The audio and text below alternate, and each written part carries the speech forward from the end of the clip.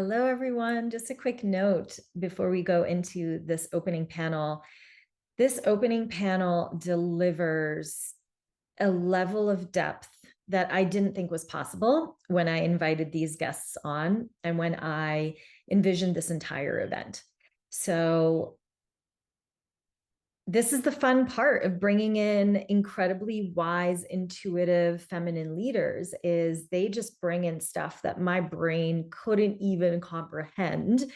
And so we go into incredibly complex fractal visions of different parts of society. And like it is so worth your listen. But I just want to let you know before you get started that it took us a few minutes to rev our engines. At the very beginning, we're sort of like just figuring it out the first 10, 15 minutes, but stick around because about 20 minutes in, we get to the crux because we're in that exploration. Part of being in the exploration initially is you just don't really know, right? Like we're all in like, where is the way in? What is it that we are really wanting to essentially mine out of this conversation? And so it took us a minute to get there, but I want to let you know of that because if in the first few minutes you're like, oh, this is like a little slow for me, stick around. It gets so fucking good. Okay. Mwah. Love you. Enjoy. Welcome, everyone. Today's panel is so incredibly exciting to me because I've got two amazing coaches here who I adore, who I know come to their work with so much heart and love and come to serve in very unique and different ways. And that is Simone Seol and Jeannine Yoder. And so Simone, as per her Instagram, this is her speaking, not me, 50% dirtbag, 50% activist, ADHD superhero, and marketing teacher. Welcome.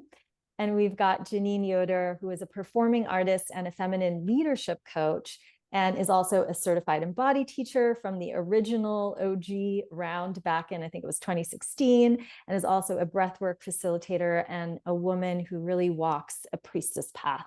And so appreciating both of you for being here so much, and wanted to really bring you in for the opening panel of this event for us to really zoom out and look at the bigger picture of why we are here.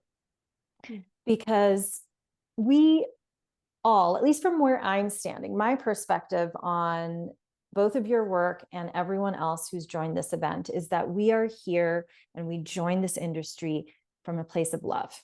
We came because we wanted to serve. And in the process, we tried on some things that may not have fit. And maybe we're still trying on some things and we're like, sure, what's going on over here? And so we're really here from this place of love to serve everyone better. And so we're not here to be shitting on the industry, canceling the industry, ejecting ourselves from the industry.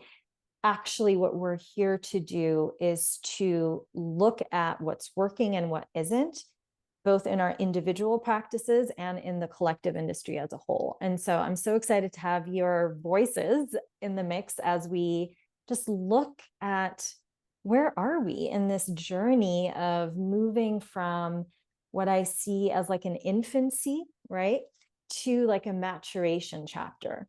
And what is it like? Because it's all like when we're in that like teen years, right? We get all like pimply and we're all like horny and we're weird. And, and so we're in that phase of like coming out of that. And I feel and like really sitting back into our power from a place of love. So the question I want to start us off with is, from your perspective, what is the most important piece that we need to look at? What is the elephant in the room that has to be addressed in today's conversation for us to really be walking away with a potent level of exploration today?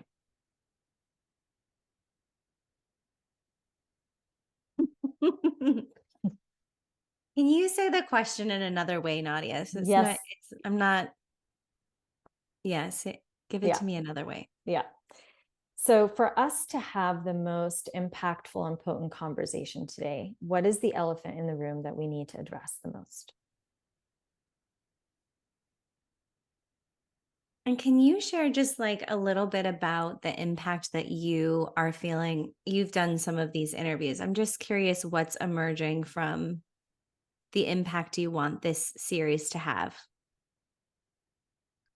It's really about us looking at the places that we may have lost our way a little bit and how we can move back into a place of full alignment, right? And so we have so many places we can go today, and we may cover a lot of them, right? Like the practices that weren't very trauma informed, the sales things that we did that were like the ways in which we might have priced things that are questionable, right? So what is the piece in your opinion that feels the most important for us to chew on, Mm, that yeah, if you walked away today and we didn't talk about it, you'd be like, oh man, we should have talked about that? I got it. Okay, it's coming in hot. That's what I was looking for, like the full body fire, Okay, go. fire reaction.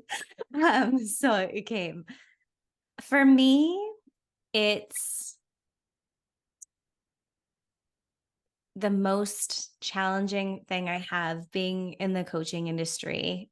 When I've gone through periods of it myself and seeing it is a lack of true embodiment of what you're teaching and speaking about as being a true practice in your life, or being having a brand on the front facing, where you speak about tools, ideas, concepts, where you coach on things and you're not really working the edges of that in your life. And I'm not saying that I launched into the coaching industry in a big way from an article in the New York Times that literally said, should a life coach have a life first? Because I was 27 and young and coaching. And that lesson for me was like, you don't have to be old. You don't have to be in the industry 15 years to be an amazing, authentic coach. You don't even have to have certain levels of specific training or certain degrees to be qualified. But I think what I find in the pocket of the coaching industry that I love and respect the most, and that I wish was seen more widely, which is sometimes missed. I think people enter different pockets in the coaching industry. There's little groups of people that like, there's some groups where everyone knows this one person and they've done all these courses and I've never heard of them before. And then there's another group where it's this whole other set of people and ideas and courses and concepts and coaches. Are the ones I just bow to are the ones that when you meet them, you're meeting someone that is just living life in a way that is seeking consistent growth and embodiment and practice of what they're teaching, and then upward and upward, just like really living and embody it. And I have a hard time when you meet someone whose message and brand and the work they're doing, they are lying in their personal life about the way they actually show up. Yeah, I love that. It's a very important piece. It does have me question, when we are that coach, what is it that we can also bring in to be in clear discernment of when we are walking the talk and when we're not?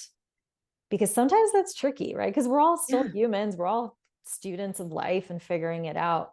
And so it's like, what is the distinction between, oh, oopsies, I'm always a student of my own teachings and I did that, I forgot that, right? I'm supposed to do embodiment practices every morning and and like, okay, now I'm back on it, Mm, versus someone who feels, really out of alignment. And I don't have the answer. I'm just sort of throwing that out into the space as a follow-up.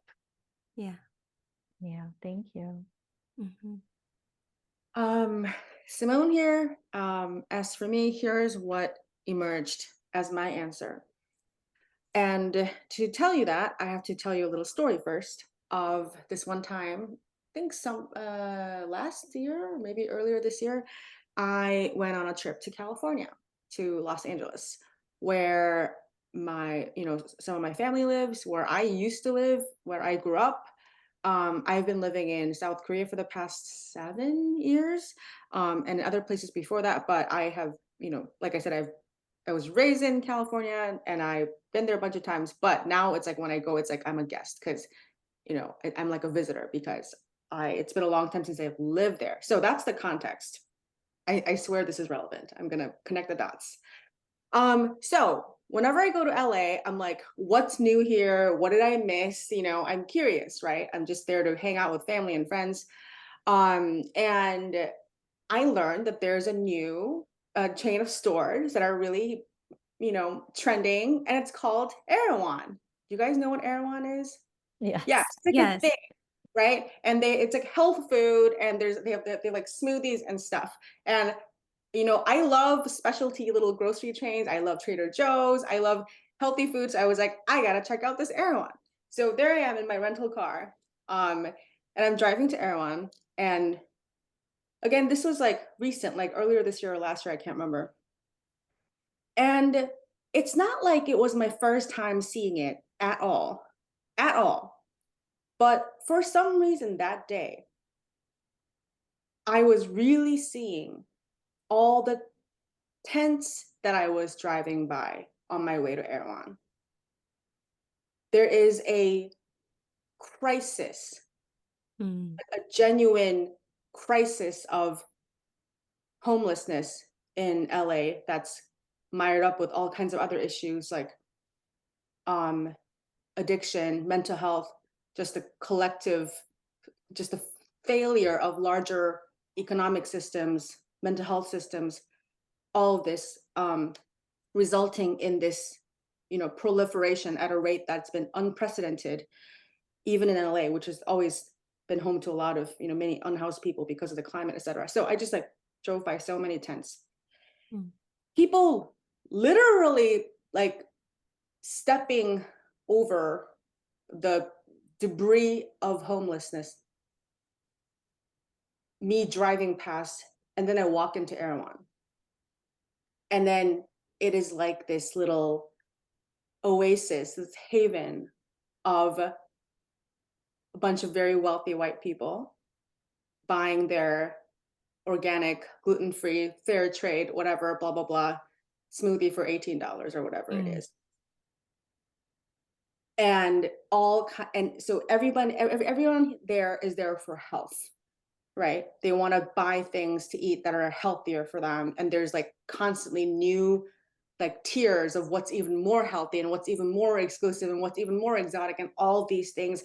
And I thought, what better metaphor for the dystopia that we live in than just me like driving through like a city that is so visibly, acutely, grotesquely sick, that has completely failed a huge percentage of its residents and driven them to depths of indignity that people you would think that you would only see in like some of the poorest countries in the world. There's such an obvious and glaring and deep sickness in the society, and everybody who has this tiny minority that is wealthy beyond what the vast majority of the world can imagine, we're congregating in this store so we can buy $18 smoothies so we can give ourselves gluten-free, organic, whatever. And then we feel very healthy and superior. Mm. That whole experience that day, my visual, tactile experience of like that day in LA, it'll never leave my mind. And it just got me questioning. It wasn't the first time I questioned, but it was like such a representation of like how much of what we're doing is shopping in Erewhon when there's a homelessness crisis in our city. Like that question really stayed with me, and about how absurd and dystopian and strange our quest for wellness, better mental health, whatever, all that Gwyneth Paltrow stuff, how absurd and morally unconscionable that is in the face of such gross systemic failures in a society that's leaving so many of its people very, very sick. And we have, this is what Erewhon has said. I'm not singling out Erewhon. Like, I shop there. I like give me money, and I shop at Whole Foods and Trader Joe's and all of that. So I'm not saying, oh, these evil people, like I'm part of the problem. But the way we are pursuing health and wellness is through consumerism and commodification of these things, where everybody who can't join in on the high-end consumerism commodification of health and wellness are just like literally left to rot in the streets. Like, we got to get the fuck out of Erewhon. Mhm. And I haven't been able to stop thinking of that since. And whenever I raise this kind of thing, I think the next question everybody asks is, well, what do we do about it? Right? Like, what do we do? What am I doing? How do I fix it? And I think the last thing I want to say for this part is, I think we need to let ourselves process the situation and fully let ourselves react to the situation and really study it and be aware of what's going on and why it's happening and what systemic forces contributed to it and how we are all part of perpetuating it. I think we have to have a full inner process with it before we ask ourselves, what do we do about it? Because I think part of, like, I want to skip to action so I can like do something and fix it. I think that's also part of the instant gratification commodification culture of, like, tell me what to do, tell me what smoothie to buy so I can like be healthy, so I can detox, tell me what cleanse to do, tell me what workout I should do. It's like tell me what to do, I'll do it, and then it'll be better. Like, that's part of the problem of the culture. Mm. And so I think, of course, I'm part of that culture too, again, so I understand it, and I feel that way sometimes too. But I think it's a lot more useful at this, when we consider it, to really sit with ourselves and take the time to educate ourselves and really feel the feelings and work that out within ourselves before we ask, so what do we do about the industry, right? So I do want to talk about what to do, but I just want to say that first. It's like, let's just take a moment to really take that in, because it's a lot to take in. If you if you are human, if you have humanity, then it should be a lot to take in, Mm. you know? Yeah. Mm. It is a lot to take in. And what comes up from that, as you were speaking, was, for a long time, when I was in my coaching practice, trying to position like what am I offering, and like what are my price points, and like what actually feels right for me. A lot of what I heard and then what I integrated into my own way of seeing my business model was, oh, well, some people are the Chanels, some people are the H&Ms, and like, you've got a client for each, and just like choose what you want to be and A lot go of people do teach it. that, right? Yeah. Yeah. And so I've been moving through that process myself and experimenting for probably about 5 years now, different ways in which to essentially have some students essentially or clients be subsidizing other people, or to sometimes just have like a high price point, but then know that a part of what those people are paying goes to now scholarships, right? And so like I feel like a lot of us have tried different things, and I've seen you, Simone, follow a model. I forget the name of it, green bottle or something. Yeah, the Yeah. green bottle model, and you should Google it. Not right now, but later in a Yeah. minute. And so I would love to speak a little bit to, like, off of this idea of the Erewhon and the unhoused, like, not necessarily launching into, okay, here's exactly a prescription of what we need to do right now, because I hear what you're saying, but for us to really look at, like, okay, so how do we, as an individual, each one of our practices, like, how do we find, like, what are the options for us to even start to question and be with, okay, what are some different realities than the one that was essentially taught to us of, like, either you're Chanel or your H&M, decide what you are and just stick to it, you know? Yeah, that's so weird because like when we're talking about like mental health, which is what coaching is about, roughly speaking, what does it even mean to be the Chanel or H&M of like what is that?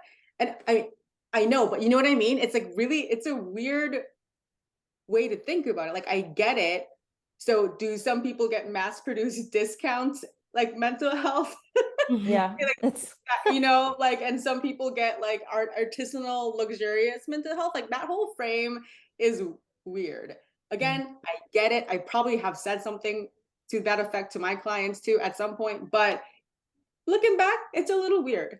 So in terms of the reason that I'm very explicitly and passionately against prescribing what the one right way or the few right ways to do it. That's because I really believe that the path is very different for everybody. Everybody has different needs, different disposition, different relationship to their people. And I think you really have to get away from comparing yourself to what other people are doing and really stay true to the path of questioning what is right and aligned for you. And what's right and aligned for you changes, it can change and evolve over time, right? So let me just organize my thoughts because we're kind of moving in the direction of like what do we do about it and like what are the pricing models that we can have, and those are all really valuable discussions that I want to be part of, that I want to contribute to. But I want to offer a theory that I'm also exploring too, and for all of us to think about together. And that theory is, I think it's possible with almost any business model that you have. Not all, I don't think. There are certain business models that are like genuinely, unambiguously horrible. But I think with most business models that we coaches have, I think there is a way for you to express your own, I'm just going to call it activism, right? Because we're about like fixing what's fucked up in the world. I think there's a way to express your own activism with any pricing model, almost any, with any business model, because you can, because to me it's less a question of like what exactly is your price and how exactly are you running your business, but more of like what are you contributing to the world, who are you making comfortable and who are you making uncomfortable, what are your ultimate goals, right? And why, like what do you ultimately want and why do you want those things, right? So here's the thing, if you could have like sliding scale scholarships, all of these things up the wazoo and have the most, like what looks from the outside like the most inclusive business model, but if you on the inside are like being eaten up by your own scarcity and your own if you're feeling like genuinely insecure and you ultimately want everyone to, your goal is for everyone to think you're a good person, and then that actually all of that isn't going to do as much good as you think it's going to, because it's not emanating from internal alignment, right? You could be donating tons of money and be coming from a place where it's coming from a place of fear and scarcity as opposed to something else, right? And I have charged really high prices in the past, and I've done things that I have changed and don't want to repeat anymore. But I really believe that I don't shit on my past choices, and I encourage everyone to kind of like be curious about the impulse to shit on yourself and to shit on certain choices you made. Because at the time, right? And listen, I changed the way I do things for very good reasons that I feel very passionately about, that I've thought about very, very deeply. And I take this stuff very seriously. I take ethical responsibility very seriously. But the reason that I don't shit on, some choices I made in the past is because at every point, I know that internally I was motivated by, I knew that for me, money wasn't the biggest motivator. I know that internally it was for me about helping people. And I know that for me, at every point, I did my damnedest to give people way more than they were giving me and to make as much free resources available to those who couldn't afford, to pay whatever as much as possible. And I knew that my heart was in the right place at every point. It doesn't mean I was perfect, but I know my heart was in the right place. And all the decisions that I made got me to where I am. And I know that I'm going to continue to learn more and change more and evolve more and I'll probably regret some things I'm doing right now, 3 years from now, 5 years from now. Right. So it's not about now you're doing well before you weren't. Now you're being ethical before you weren't. Now you're being, I just rebel against these binaries. And I think because my heart was in the right place, the reaction to my work, I think, speaks for itself, and it speaks for me, which is that at every point, I left lives better off for having encountered me and my work, right? So that's what I'm saying. How can you leave more lives better off for having encountered your work? No matter what your price is, how can you make everyone who comes into your world feel considered and dignified and not less than because of whatever they can afford or not, right? Like I think those are more important questions than even the discussion about the pricing model, which is a very important discussion too. I think there are so many ways to do activism in your business, and first you have to check your heart, and first you have to check your internal alignment. I don't know if that makes sense, and I want to be clear. I'm not offering this as like a license to like, oh, don't worry about it, just keep doing what you're doing if you think your heart's in the right place. I don't mean that at all, but I just mean like get curious about like what your work is doing in the world outside of like the good bad binary paradigm, and ask yourself like who is my work excluding, who is my work including, who is my work affirming, who is my work not affirming, dismissing, right? And there's so much juiciness to be had here when you really sink your teeth into these questions way before you even consider the question of like changing your pricing models, right? So I don't know if I did the best job explaining that, but Yeah, no, I mean, what I pulled out of that is that the metric is one of how are we impacting people? How are we having people feel as they interact with our business, with our own coaching, with anything related to our offerings and our services, and that in itself will start to ripple out into the more like specific structural pragmatic pieces and decisions that we make. yeah. And let me just say this one thing. I know I already talked so much, but I want to be very clear to say there are many of us who do need to be taking a hard look at our pricing and the way we have set up our business, because it is excluding the people that we want to include, and because it makes some people feel less than others. Like I don't want to sort of make light of that responsibility, because it's really important. But even when you do so, it has to come from the place of it's not about right or wrong. It's not about getting it right. It's really about, like, yeah, like how do people, like when I have certain assumptions, for example, like, if anybody's like committed enough, they can find a way to get the money, right? Like, let's say I have that assumption, and whoever is committed is going to find a way to pay for my like $100,000 package. And if you can't pay it, you're just not committed. Let's say I have that belief. Okay, so if I have that belief, just consider like who is that excluding? Like who is in a place where they're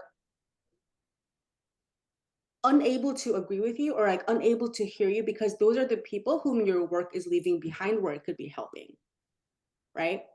And in order to consider that, you have to kind of like soften up enough to get outside of your certainty. And I want everybody's process to start from that internal investigation, right? Of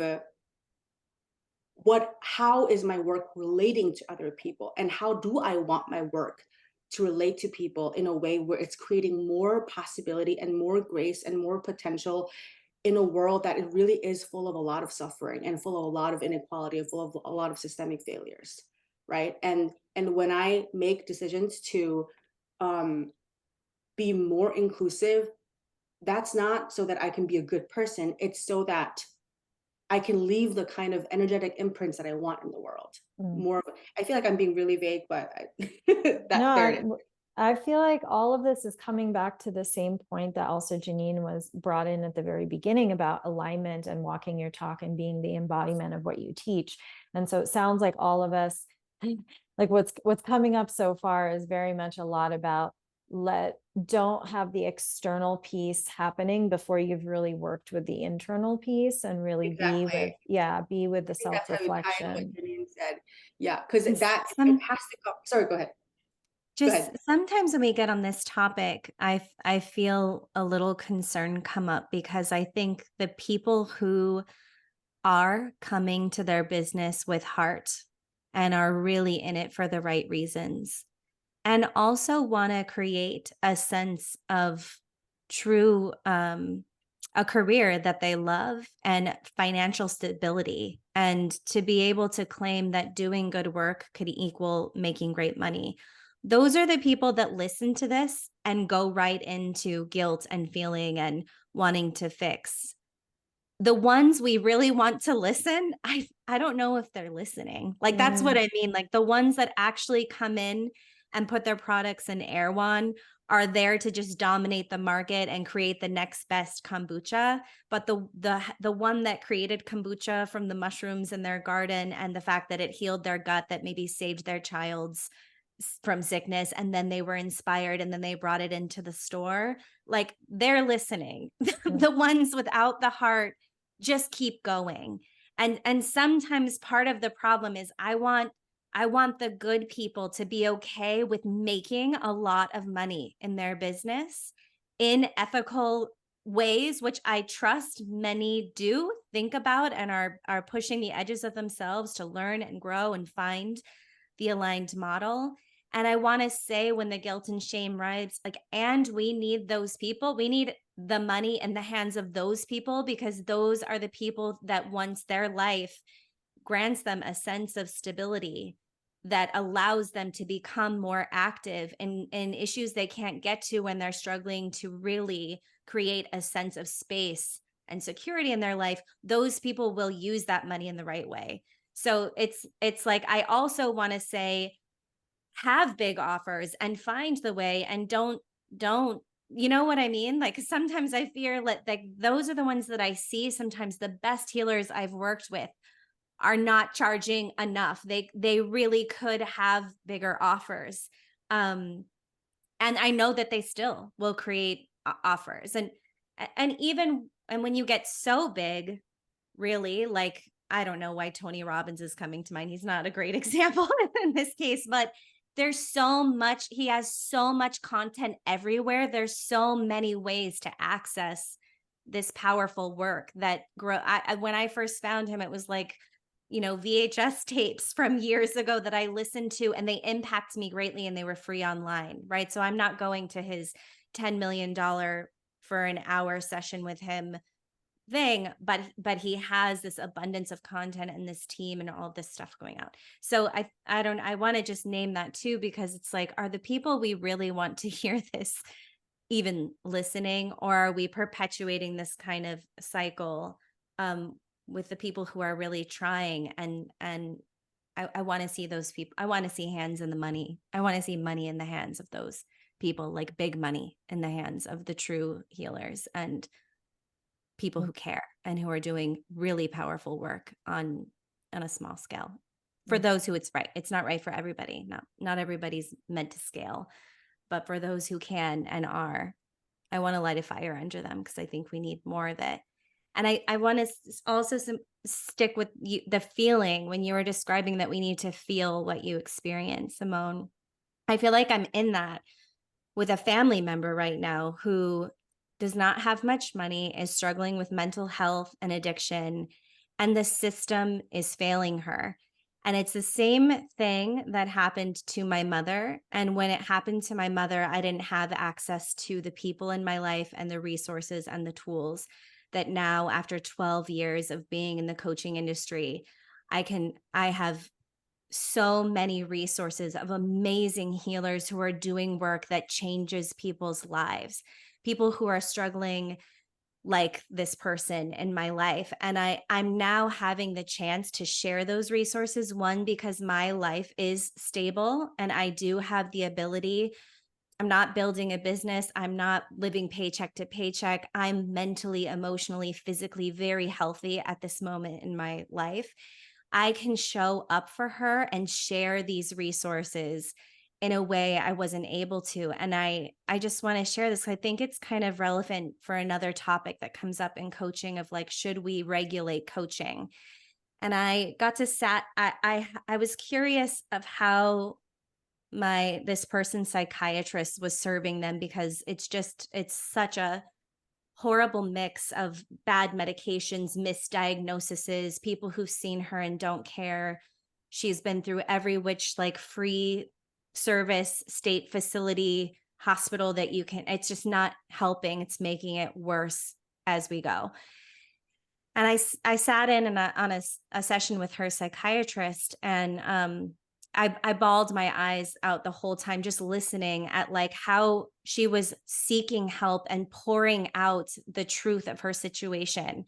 And this psychiatrist listening and he was just not good. And then he was like, take these same medications that you're on, that you're having massive side effects for, that are causing you mental mania. And she's like homeless, walking the streets, suicidal. And he's like, I'll see you in 3 months, because he's clearly so busy, underpaid, works for Kaiser, which is a whole system that's really failing very publicly right now.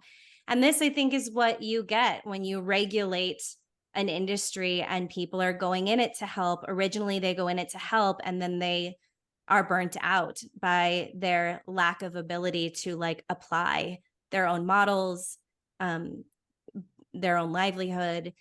I don't, that just really made me think, one, about how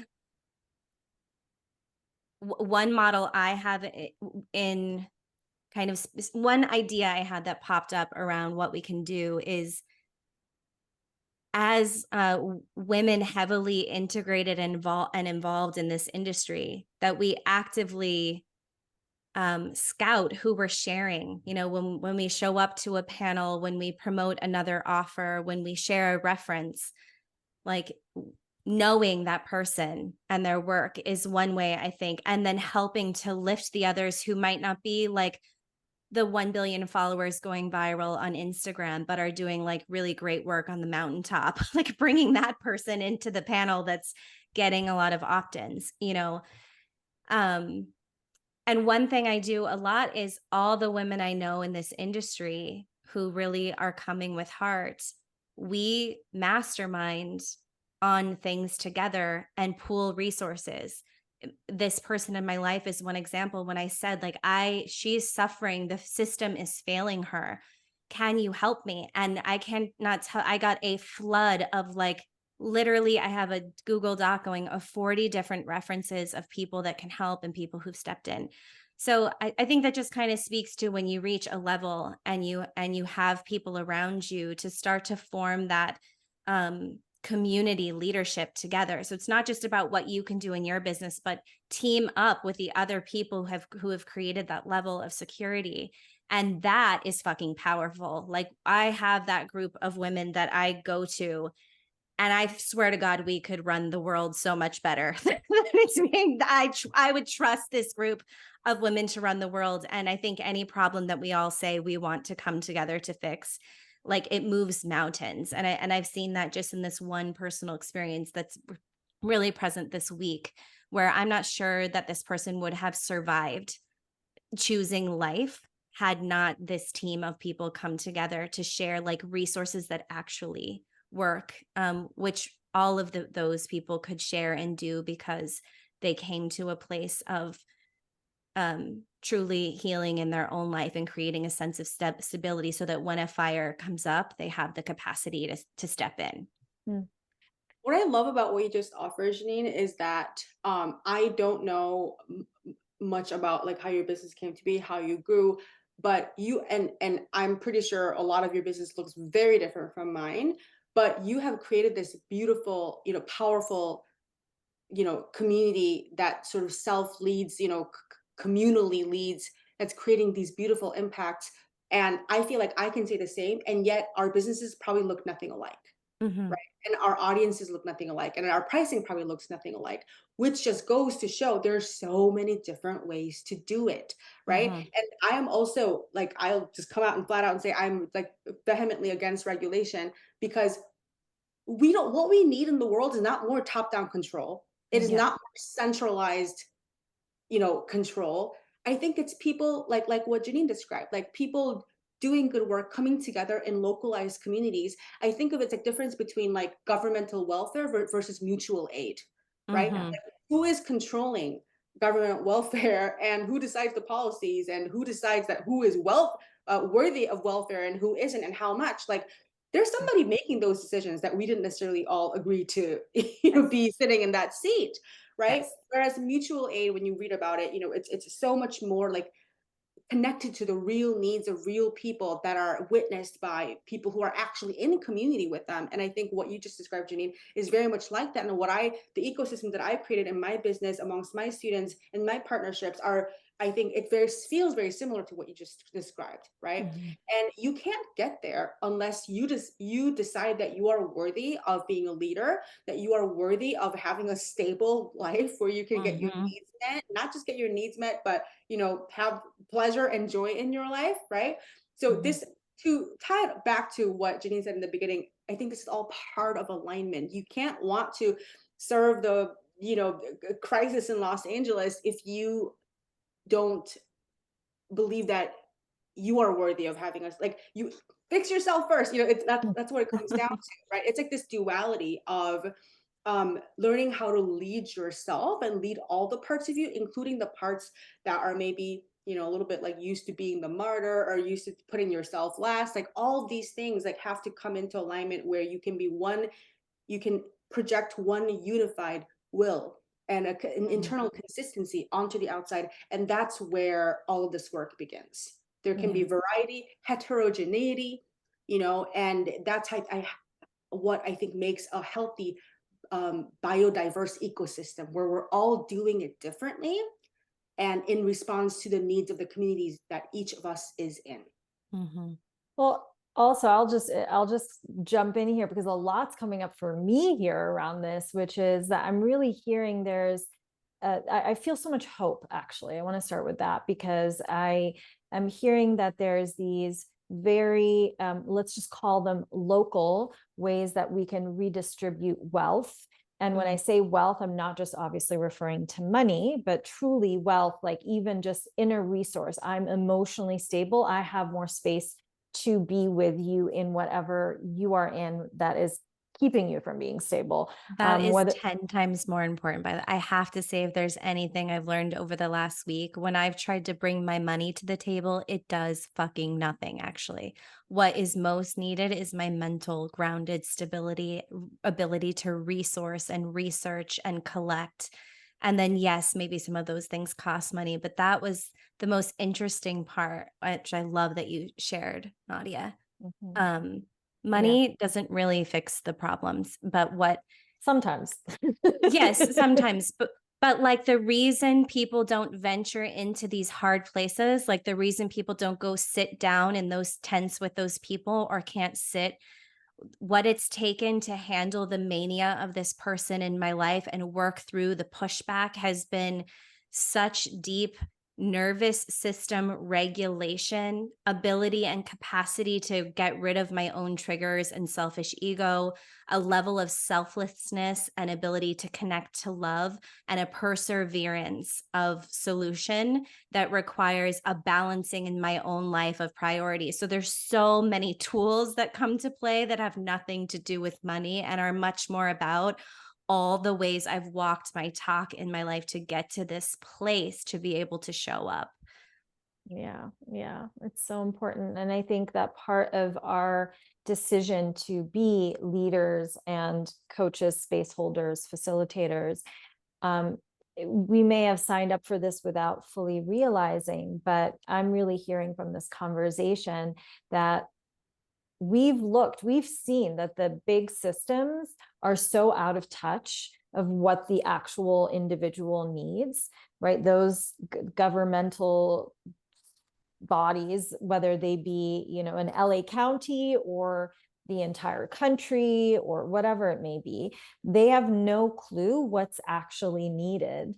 But the more we get really specific and small in our community, in our village, in our tribe, so to speak, right, the more we are able to actually come in and go, oh, here's what this person or this block or, you know, needs. And that in itself is a revolution from the bottom up, instead of us being like, the system sucks and let's just fight the system, which is what I'm doing all the time. And Yeah. like, you know. Or like more regulation, and we need committees and Yes, we blah, blah, need, blah. Like yeah. that's not the answer. And for all situations. And I think it's so beautiful. I feel like we didn't intend to like come to this conclusion, but I think we kind of did, right? It's this there's the reason that there's no one size fits all or even 10 sizes fits all solution for more equity and ethics in the coaching business is because we are all responsible for our local communities. And I mean, I say the word local in a broad sense. Like if I'm in an online community with you, that's local, not necessarily geographically local, right? And so in order to do this right, you know, so I just did think of like a to-do, which is if you want more ethics and more equity in your business, bring it down to the most local freaking possible. So if you're just on your own, sitting there thinking by yourself, how can you be more, you know, equitable and generous and kind with yourself, with all the different parts of yourself? That's as local as it gets, right? And let's say somebody DM'd you, right? And you guys started talking. How can you be equitable and loving and compassionate and generous in that exchange, right? When you're writing marketing copy, how can you be transparent? And this is not a set of rules to follow. It's about you feeling into a set of qualities that feels like the world you want to live in, the kind of world you want to create. You feeling that within and having that emanate out through each of your small decisions. And I really believe that if you do that over and over, down to the smallest decisions, like what kind of like tea am I going to drink this morning? Like what should be the color that I put on this Canva thing? Like be led by that feeling. Then I think such a firm believer that if you do that enough, the right logistical step will present itself to you. Like you will know what to do because you will have practiced a way of being, right, that is consistent with the world you want to create. And that will be the best way that you can serve your particular locality. And which, by the way, I just have to sneak this other point in, which is why being the biggest and the best is not the point, right? If you're the biggest and the best in LA County, what you bring to the table might be totally irrelevant to a village in Thailand, which might be totally irrelevant to where I live in Seoul. Like biggest and the best for whom, right? I think the biggest and the best only like I think the only thing that really matters is like how are you impacting those who are in touch with you now, those who are around you now, right? And so whenever I think of my work in the world, I don't think of the world, I think about the people who are listening to me now and how can I be of better service to them, right? So I think this localization thing is really interesting. And Jeannine is like, you know, you're a superstar in your localized, at least you're in a group of, you know, superheroes like the Avengers, right? Like in Yes. your Feels that way community. And sometimes. I like to think that I am too. And we don't have to know it, we don't even have to know about each other, but it sure feels great to know that there's these pockets of like Avengers everywhere in the world. Like that's what we should create. And we are all going to be doing things very differently. Yeah. Well, this is one of the things I would teach a lot and first learned in leadership when I became so passionate about leadership was this idea of the stages of going from this concept of like the first stage of leadership is recognizing that is the belief that life sucks and the world sucks. At that level, you're not really leading very well at all. You're in this story, which I'm sure a lot of us probably feel at this exact moment in time about the world. So it's just that feeling of this sucks and I can't do anything about it. And then the next stage of leadership is I'm great. Actually, so the world is good, but it's just my life that sucks. Like things are okay outside, but it's just my life that sucks.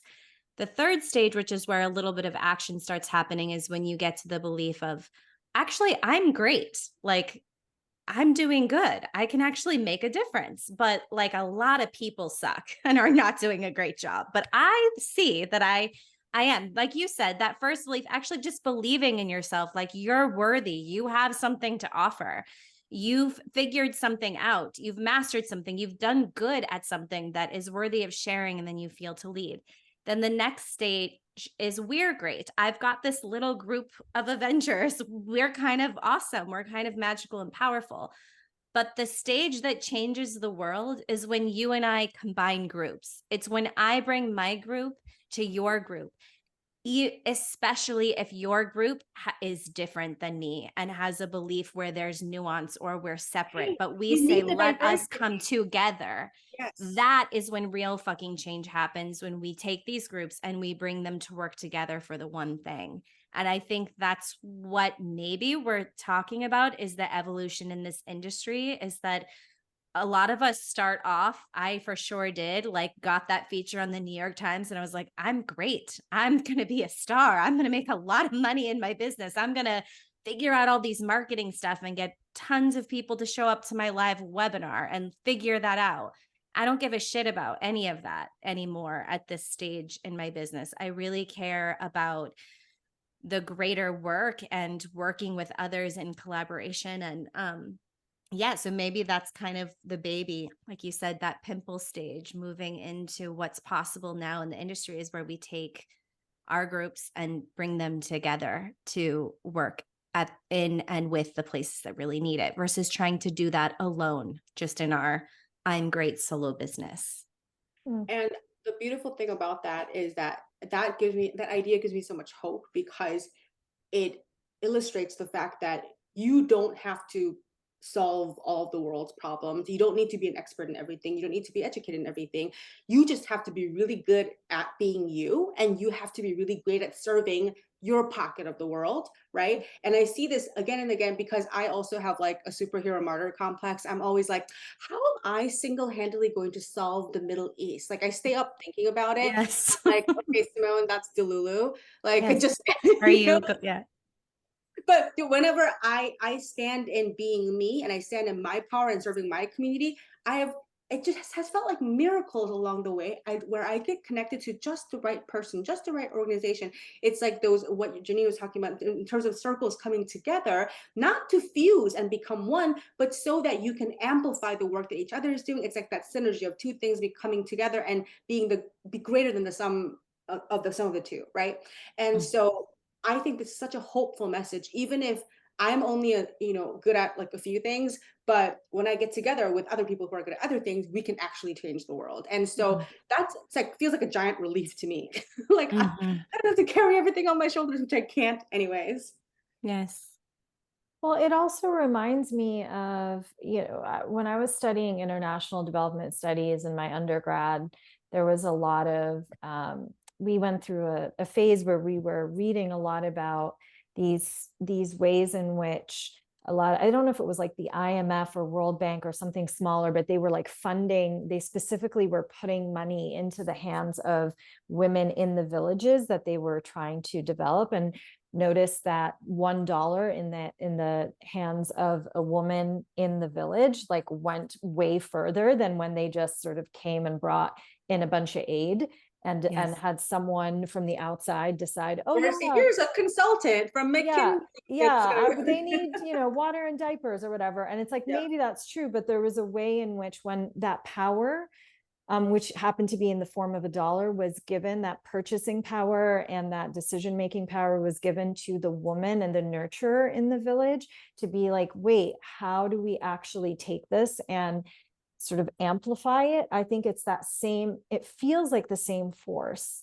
It feels like this web of, okay, I'm going to go to my neighbor, and then I'm going to go to my sister, and then, and we're just going to do the things, and somehow that like amplifies. Like grassroots. Yeah, exactly. Grassroots. I was like, and who do you hire in your business, and who do you purchase from? Do you put any thoughts behind the things that you're purchasing?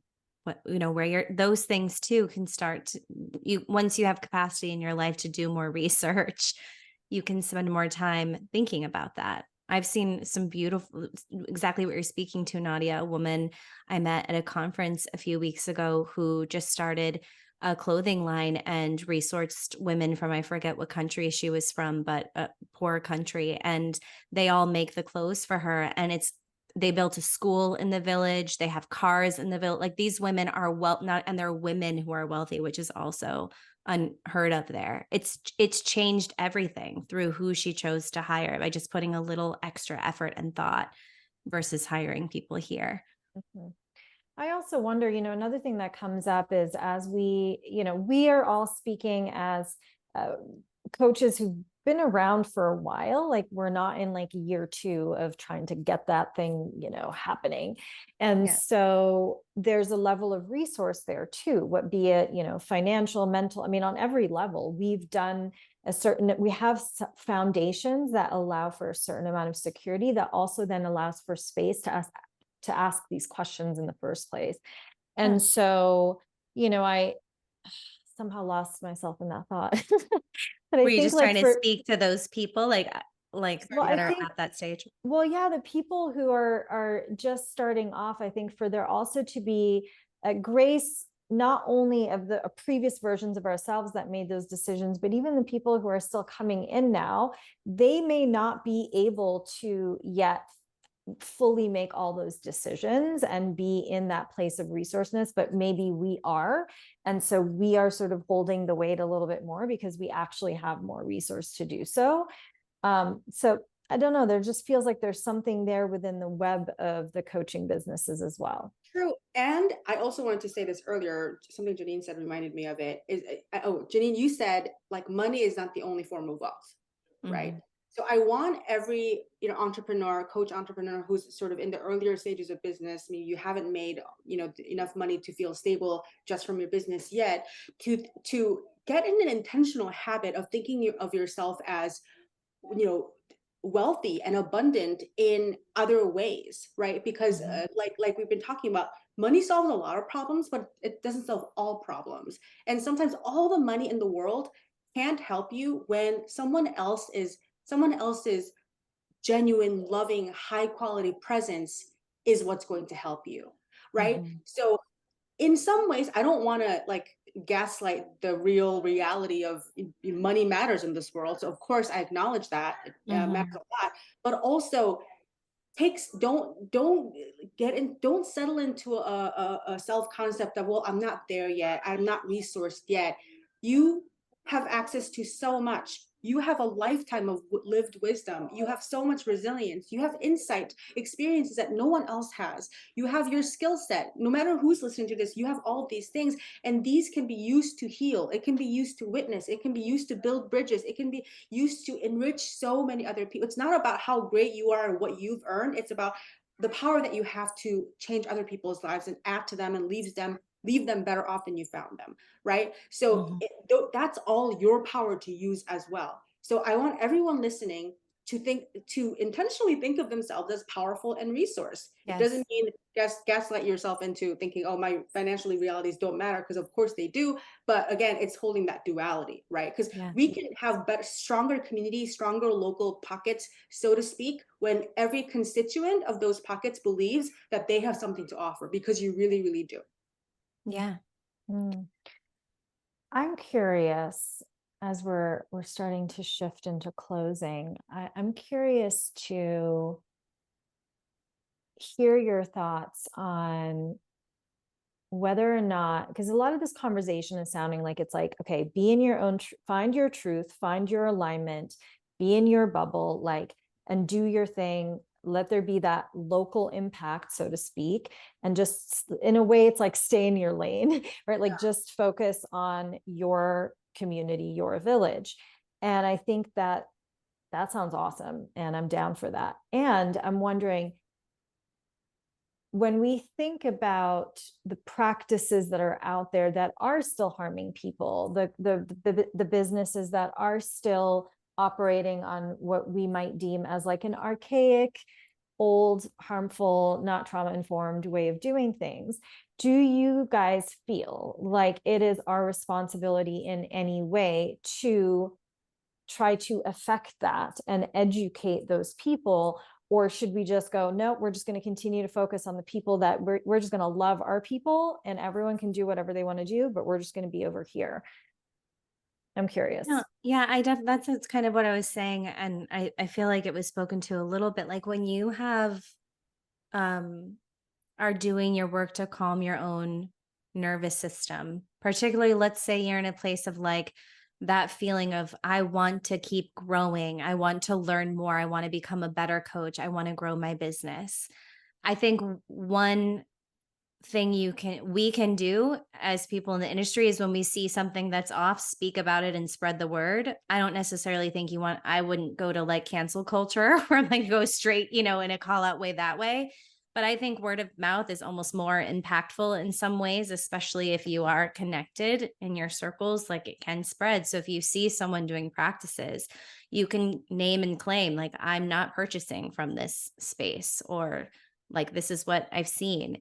But also, like, when you're going in, I'm so conscious now, and I never heard this before about, like, I really felt like it was popular and encouraged amongst us to like go with the trend, like whatever program everyone was joining, it was like, well, they did that, I have to join that mastermind or do that mastermind with that person, or like, everyone did B school, like in my community, or like where I never really took a moment to really look at the leader and the work and just feel it. And I think, Simone, I've seen some of your work. I think you're calling that out, like marketing, right? Like the marketing that's happening to us. Are we saying yes because we're in that scarcity nervous system loop?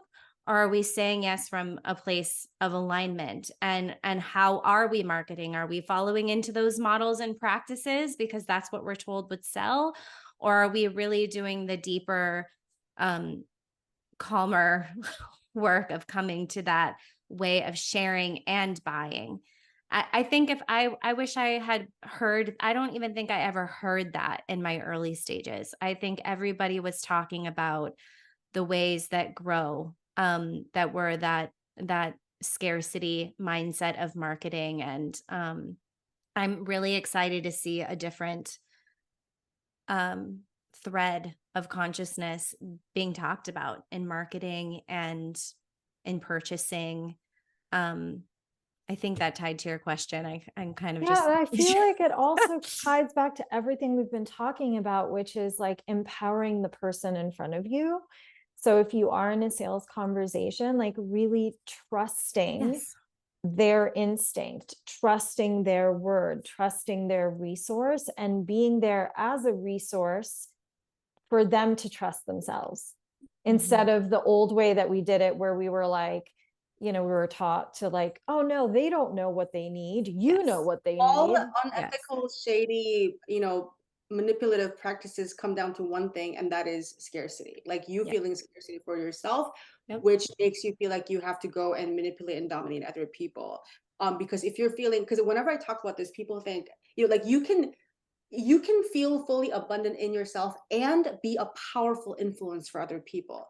That's totally different things. And if you don't know how to feel abundant and aligned in yourself, then you will take that scarcity out to others, and so that you have to get them to do certain things so that you can feel better, right? yeah, So I want everyone to hear this and know this. You can feel aligned and abundant and not be attached to anything or any outcome, um, and be a powerful influence to other people. That's how you make money ethically, right? yes, So working on that internal scarcity first and foremost. And I just wanted to give my answer to like, what do we do with some elements that we see around that we don't necessarily, co-sign. And what I love about what Jeannine offered was that there's no one right answer, like, because her approach is different from mine, and that's good. We should all have different approaches. Because why? Because we're all different, and that's good. That diversity is good. um, I personally have never named anybody. I don't believe in it. I'm trying to think of if there was an ever a, yeah, like at least publicly, I never do. And my approach instead is, as you just alluded to, Jeannine, my approach is I show people what it's like to sell from a from a regulated nervous system Mhm. to help my buyers, to help my prospective clients to regulate their nervous systems so that we are relating as equals and there's no desperation, there's no scarcity in the mix. I show them what it's like to be marketed to in a way that is better. Mhm. And I think that what a lot of my people tell me is that this is the first time I've experienced marketing like this. Of course, it doesn't mean I'm the only one doing it, but for some of these people, I was the first time they've encountered where I wasn't manipulating them. I wasn't pulling out, ways, you know, bro marketing, any of that stuff. And they're like, wow, you actually respect me. Huh? You're not putting pressure on me. You really trust me to do what's good for me. And you're not making me feel shitty. Wow. And I still want to buy from you. Huh? Mhm. That can Yeah. work. Wait, so why are these other people making me feel shitty, right? So I don't have to name so and so is doing this bad. I just have to show people what a better way feels like so that they develop the capacity and the discernment in themselves to be able to choose better for themselves. And it goes back to the question of like, okay, so we can try to be mindful and conscious and all we want, but people who are like, we need Erewhon to have 12% growth in the next quarter, whatever, they're just gonna go relentlessly sell, and I think there's two sides of it. On the one hand, I'm like, yeah, if it's like, we gotta, if there are times when boycotting is worth it. There's times when you have to name and say, this is fucked up. We're not gonna, help to make this any bigger.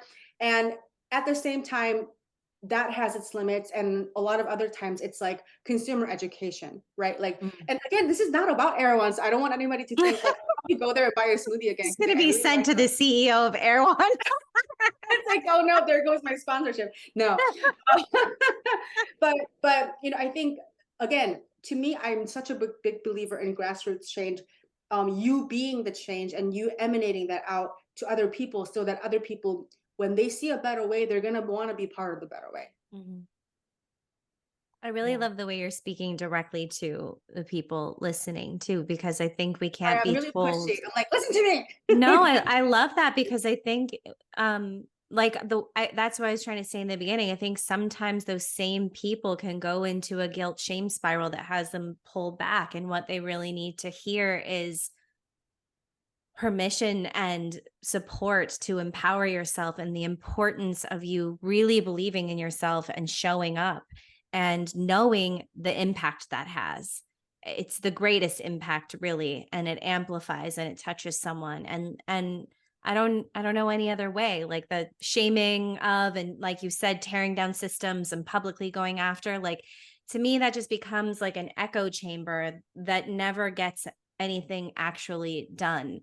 And I don't know any other way than really starting with yourself and going through your journey from where you're at here, believing in yourself and taking those steps toward just alignment and regulation and authenticity and growth. Wherever that growth is for you is perfect. And we need everybody to start where they are and be committed and devoted to that path. And I have no doubt it leads not only to beautiful dream moments in your own life and career, but also dream moments in humanity for the people that you touch around you.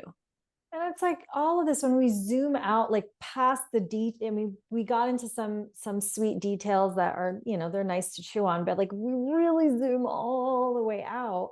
What we're truly talking about is being in the embodiment and vibration of love versus being in the embodiment and vibration of hate or fear. And I think whenever we're going like, oh, well, that system, the people who still haven't, come up with a good solution for the unhoused humans that are by Erewhon, or let's get mad at this or at that, which again, I'll say I do all the time because it's just, I'm always like me against the man. But when I'm in that, it's not actually in the highest service to humanity. When I'm in the highest service to humanity, as all of us would be as well, is when we are in that place of speaking to that one person, Jeannine, the person that you're helping out right now and supporting. Like when you're doing that, you're in that frequency of love, and that is going to ripple out and change our local communities. And then if everyone is doing that, right, that's just going to change the entire frequency of the planet. And that actually is the change that we're all here for, more than like, oh, let's cancel, like I mean, And here's another thing too, is that shame has never, ever even once produced sustainable change in anyone or anywhere ever, right? ever. The reason that I'm so against name and shame is because shame is the same mechanism. If you're subscribing to using shame as a weapon, the same shame that you're targeting other people with, you're for sure targeting yourself with it, right? So whenever I see people shaming other people publicly, I think to myself, wow, there's like a lot of self-shaming going on, because if you subscribe to shame as a tool, then you're just going to use it wherever, like wherever, right? Yeah. So when you learn how to stop shaming other people, you will learn how to stop shaming yourself, because again, it's the same freaking apparatus, right? We just have to put down shame as a tool.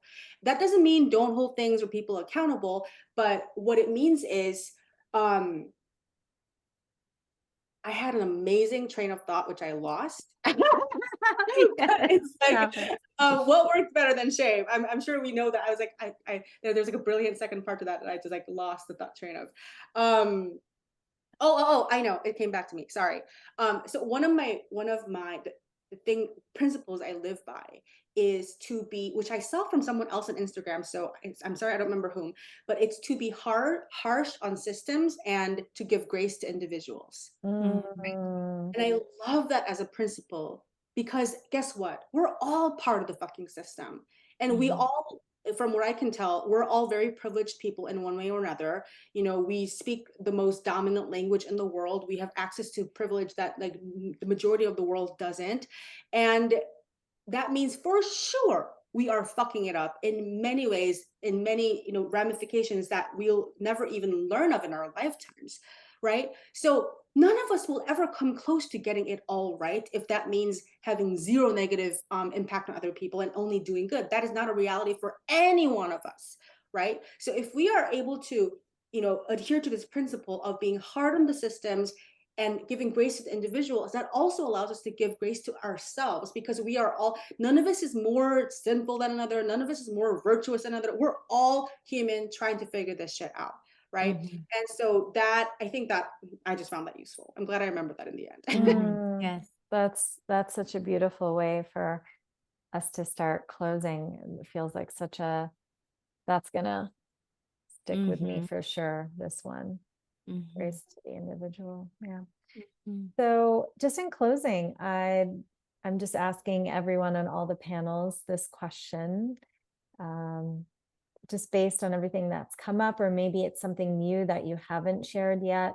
There is a little prayer that you want to put into the space as we vision this new chapter, as we continue to move forward in being a little bit more in alignment. I'll not say better anymore. I'm going to change the name of this entire event, because better has like a binary to it. But yeah, what prayer would you like to put into the space so that we can all feel more in alignment as we move forward? I would share,